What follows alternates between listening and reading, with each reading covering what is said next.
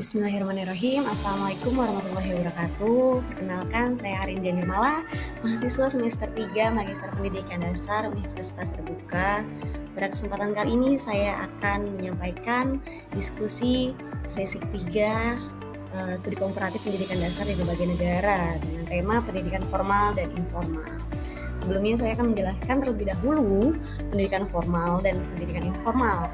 Pendidikan formal pada dasarnya merupakan sistem pembelajaran yang dirancang dengan cermat, sistematis, terukur, dan diatur oleh pendidik yang sudah terlatih dan diakui dalam suatu lembaga. Sedangkan pendidikan informal merupakan proses pembelajaran yang tercipta dari pengalaman yang didapatkan dari lingkungan masyarakat dan lingkungan keluarga yang dijadikannya sebagai teladan. Selanjutnya, ada pula manfaat dari pendidikan formal dan informal. Manfaat dari pendidikan formal yaitu yang pertama, mengembangkan kecerdasan pikiran dan memberikan pengetahuan. Standar pendidikannya sama, mendapatkan sertifikat atau ijazah setelah menyelesaikan pendidikan tersebut.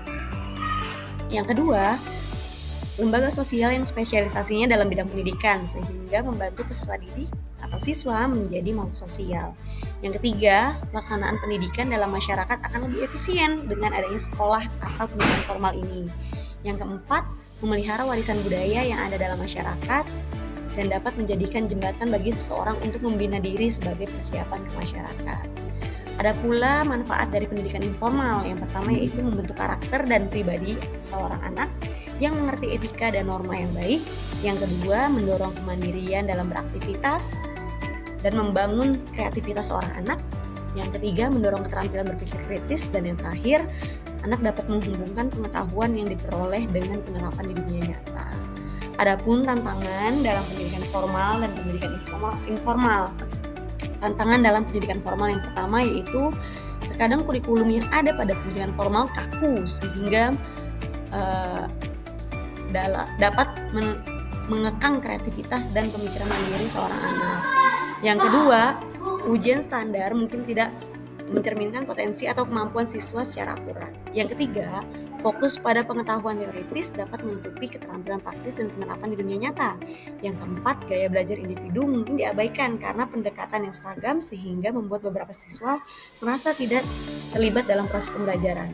Pendidikan informal juga memiliki tantangan. Yang pertama yaitu tidak memiliki kurikulum, tidak memiliki silabus, tidak memiliki instruktur yang bersertifikasi, dan pendidikan harus disesuaikan dengan kebutuhan dan minat individu yang memungkinkan terjadinya kesalahan pahaman dalam menyampaikannya atau kesenjangan dalam memperoleh pengetahuan tersebut.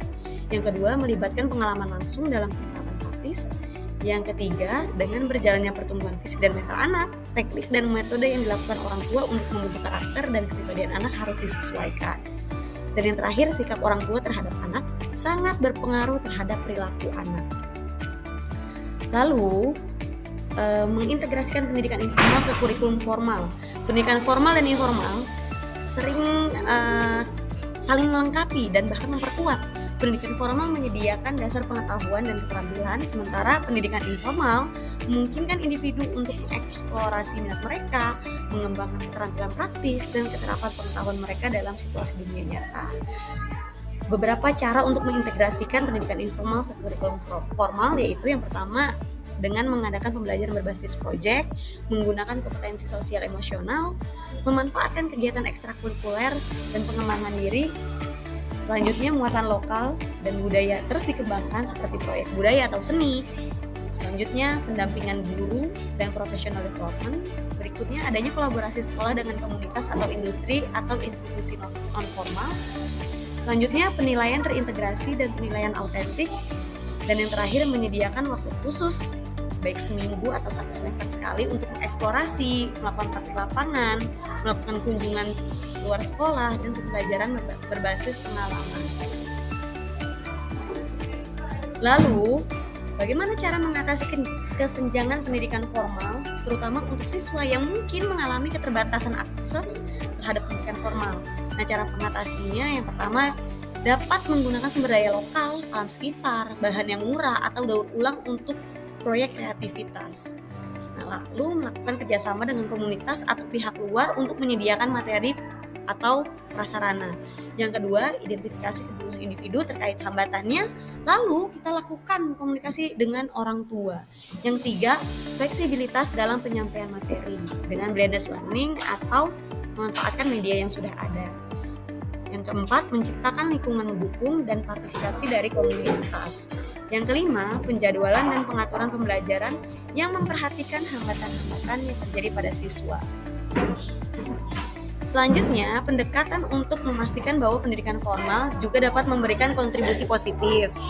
Yang pertama, menghubungkan antara pembelajaran formal dan informal. Yang kedua, pembelajaran diferensiasi dan individualisasi. Yang ketiga, mendorong kolaborasi dengan orang tua dan komunitas. Yang keempat, menggunakan media dan sumber belajar yang relevan dan mudah diakses. Yang kelima, membuat lingkungan belajar yang mendukung dan inklusif. Yang keenam, memberikan penguatan positif dan umpan balik yang berkelanjutan, misalnya dengan menggunakan bahasa yang lebih baik dan menerapkan sikap tertentu dari rumah atau dari komunitas. Yang ketujuh, menanamkan pembelajaran reflektif. Yang kedelapan, pelatihan guru dan pengembangan profesional. Dari penjelasan yang telah saya sampaikan, maka kesimpulannya adalah yang pertama, pendidikan formal dan informal memiliki peran yang saling melengkapi dan memperkuat satu dengan yang lainnya untuk menciptakan atau membentuk individu yang utuh. Selanjutnya, pendidikan formal memiliki fungsi sebagai dasar yang sistematis dan struktur untuk mengetahui pengetahuan dan keterampilan individu serta memberikan sertifikasi yang diakui secara resmi.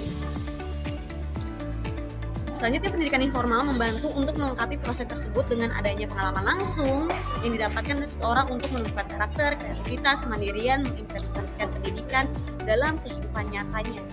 Dan keduanya dapat diintegrasikan secara maksimal, secara seimbang melalui pendekatan PBJL, kolaborasi dengan komunitas dan lain-lain sehingga dapat memaksimalkan potensi yang dimiliki individu, membantu beradaptasi dengan mudah dan mempersiapkan diri di dunia nyata yang dinamis ini. Ini adalah sumber-sumber yang saya gunakan dalam penjelasan saya pada diskusi 3 ini. Terima kasih, cukup sekian penjelasan yang dapat saya sampaikan. Semoga bermanfaat. Mohon maaf apabila ada kesalahan atau kekurangan dalam penyampaiannya.